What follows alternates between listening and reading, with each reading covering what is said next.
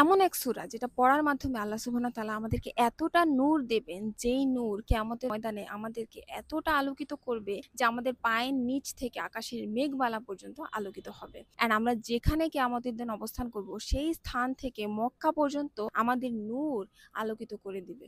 শুধু তাই না, এই সূরা পড়ার মাধ্যমে আল্লাহ সুবহানাহু ওয়া তাআলা আমাদেরকে দাজ্জালের ফিতনা থেকে রক্ষা করবে। আপনারা এতক্ষণে গেস করতে পেরেছেন আমি কোন সূরার কথা বলছি। এটা হচ্ছে সূরা আল কাহাফ। যদি কোনো ব্যক্তি পুরো সূরাটাও পড়তে না পারে, তো প্রতি শুক্রবারে সূরা কাহাফের প্রথম ১০ আয়াত এবং শেষ ১০ আয়াতও যদি পড়ে, আল্লাহ সুবহানাহু ওয়া তাআলা তাকে দাজ্জালের ফিতনা থেকে রক্ষা করবেন। যদি কেউ প্রতি জুমায় এই সূরা কাহাফটা নিয়মিত পড়ে, আল্লাহ তাআলা এক জুমা থেকে আরেক জুমার মাঝখানের যে সময়টা, এ সময় ওই বান্দা যত গুনাহ করেছে আল্লাহ তাআলা তাকে মাফ করে দেবেন। তাই আপনিও যদি আল্লাহর নূরে নুরানি হতে চান এবং গুনাহ মাফ করাতে চান আর দাজ্জালের ফিতনা থেকে নিজেকে রক্ষা করতে চান, তাহলে প্রতি শুক্রবারে সূরা আল কাহাফ পড়ুন। অ্যান্ড এই ভিডিওটা বেশি বেশি শেয়ার করে দিন যেন মানুষও এই ব্যাপারে জানতে পারে।